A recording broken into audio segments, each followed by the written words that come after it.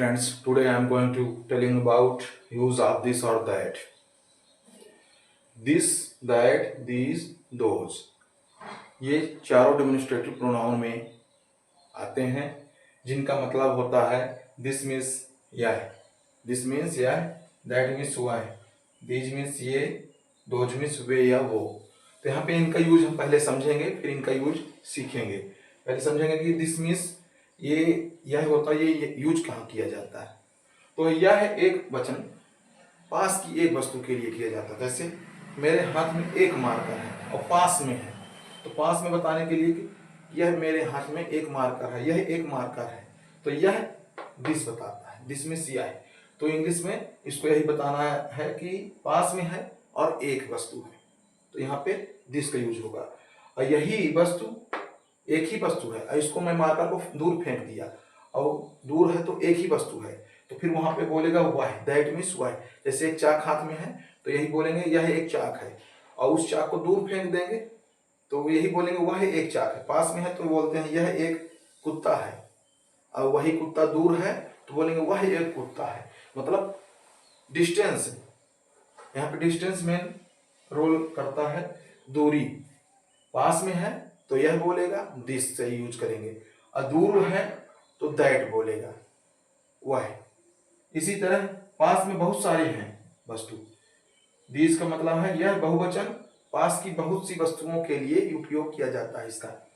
तो these means होता है ये, यानी पास में बहुत सारी वस्तुएं, पेन है, पेंसिल है, बुक है, बैग है, कई सारी नोट्स हैं, इस तरह बहुत सारी वस्तुएं हो गई। एक बार में सबका नाम तो बता नहीं सकते, तो थिंग्स बोल देंगे, थिंग्स मीन्स वस्तुएं। तो बहुत सारी वस्तुएं हैं, तब यहाँ पे पास में बहुत सारी वस्तुएं, तो दीज का यूज करेंगे। और बहुत सारी वस्तुएं, जितनी वस्तुएं यहाँ पास में थी उनको सब दूर रख दिया गया है, तो उनको क्या बोलेंगे, वो बहुत सारी वस्तुएं हैं। तो इस तरह हम यहाँ पे इसका यूज करेंगे। तो इसका यूज करने से पहले हम एक छोटी सी लिटिल स्टोरी भी सुनेंगे, पर उसके पहले हम इसको, ये आप लोग समझ लिए होंगे।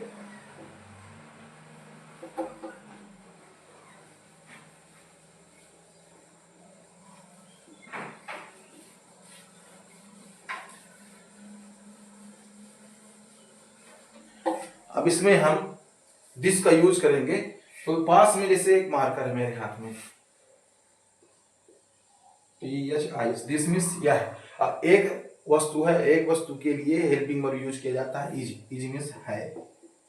दिस इज, अब जैसे मान लीजिए चाक है, पेन है, पेंसिल है, तो यहाँ पे लिख देंगे this is a chalk, CHALK, this is a chalk. पास में है इसलिए दिस इज अ चाक। अगर पास में, मेरे पास में मान लीजिए पेन होता, मान लीजिए ये पेन है, तो फिर यहाँ पे हम इसको हटा के यहाँ पे क्या लिख देंगे, पेन, क्योंकि एक ही है और मेरे पास में हाथ में है। जैसे फैन, मान लीजिए फैन, जैसे सीलिंग फैन ऊपर है और हाथ में आ गए मेरे, तो हाथ में है सीलिंग फैन और एक ही फैन है, तो क्या बोलेंगे दिस इज अ फैन। लेकिन उसी फैन को अगर हम छत में टांग दिए सीलिंग में, तो फिर क्या बोलेंगे दैट इज अ फैन, क्योंकि वही फैन है, एक ही फैन है और हमसे थोड़ा दूर है, तो दैट इज अ फैन। तब यहाँ पे दैट का यूज कर लेंगे। तब इस कंडीशन पे है वही वस्तु, उसी वस्तु का स्थान चेंज है, दैट इज अ। यहाँ पे जैसे पेन है, एक ही पेन है, पेंसिल है, कुछ भी है, डस्टर है, तो हम यहाँ पे पेन ही यूज कर लेते हैं, यहाँ पे पेन यूज कर लेते हैं। तो है यही पेन, पास में है यही पेन है, तो दिस इज अ पेन। ऐसी पेन को हमने दूर फेंक दिया और दूर पड़ी है, तो क्या बोलते हैं वह एक पेन है, वह एक पेन है। तब वहां पे उस कंडीशन में दैट इज अ पेन, है यही पेन, पास में है, हमारे जेब में है या हाथ में है, तो दिस इज अ पेन, यह एक पेन है। ऐसी पेन को दूर रख देंगे तो बोलेंगे वह एक पेन है।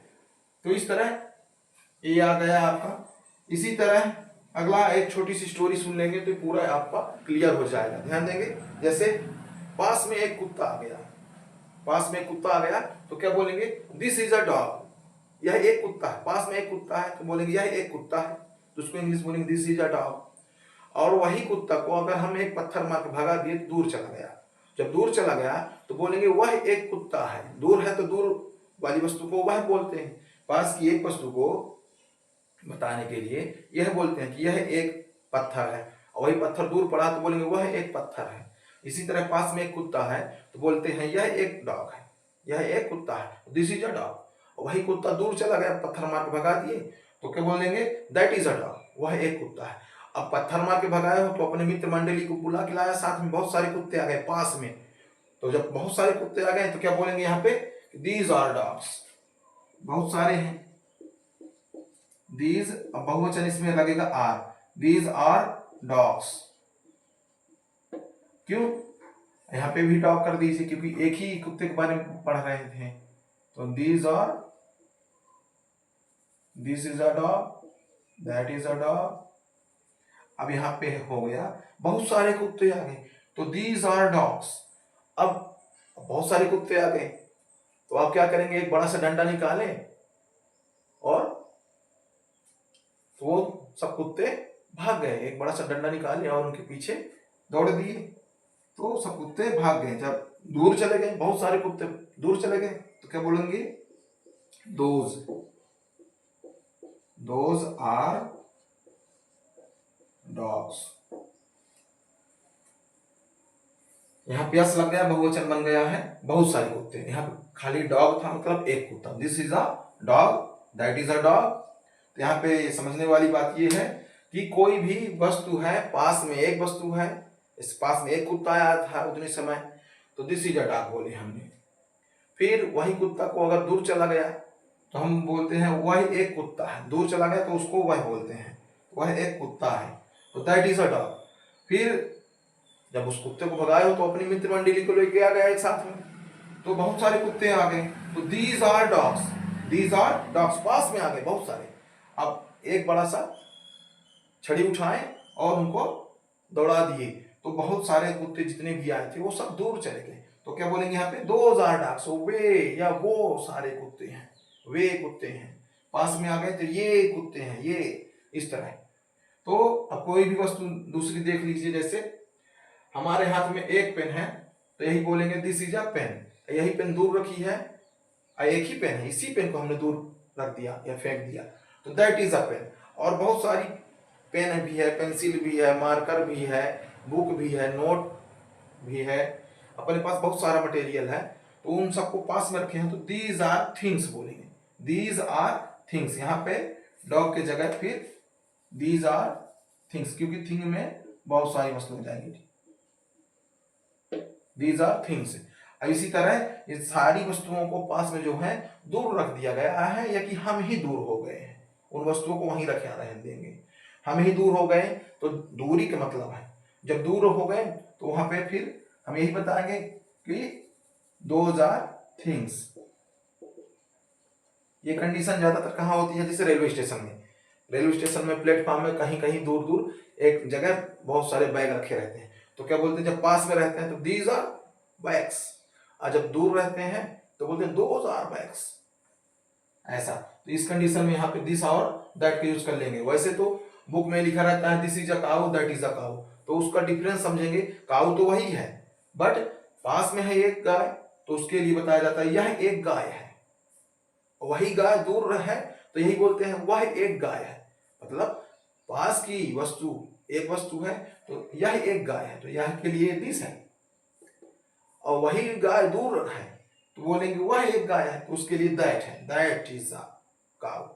अब इसी तरह यहाँ पे बहुत सारी वस्तुएं हैं तो दीज आर थिंग्स, पास में है तो ये सारी वस्तुएं हैं, और वे सारी वस्तुएं हैं तो बहुत सारी दूर है तो वो सारी वस्तुएं हैं, दोज आर थिंग्स। इस तरह चाहे काऊ हो चाहे कोई भी बुक हो, जैसे चेयर हो तो पास में एक चेयर है तो दिस इज अ चेयर, वही कुर्सी एक ही है दूर रखी है दैट इज अ चेयर, और बहुत सारी कुर्सियां रखी हैं तो दीज आर चेयर्स, बहुत सारी कुर्सियां पास में हैं तो ये सारी कुर्सियां हैं या ये कुर्सियां हैं तो दीज आर चेयर्स, लेकिन यही कुर्सी दूर रखी हो और हम ही दूर हो मान लीजिए कुर्सियों से तो दोज आर चेयर्स। इसी तरह पास में एक दरवाजा है, पास में बाजू में तो बोलेंगे दिस इज अ डोर, यह एक दरवाजा है, पास में एक खिड़की है तो दिस इज अ विंडो, लेकिन दूर एक खिड़की है तो दैट इज अ विंडो, दूर एक दरवाजा है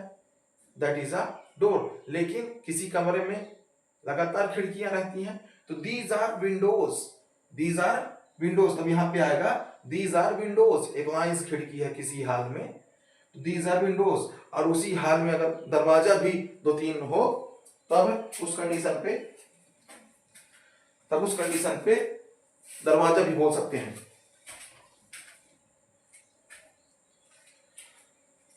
तो मंकी आ गया था।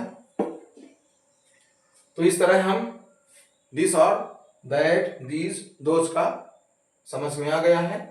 इस तरह इसको वीडियो को एक बार 2 बार प्ले करके देखेंगे, पूरा समझ में आ जाएगा। तो अगली वीडियो क्लास पाने के लिए चैनल को सब्सक्राइब करें, लाइक करें और शेयर करें, और जो भी सुझाव हो वो भी कमेंट करें। Thank you.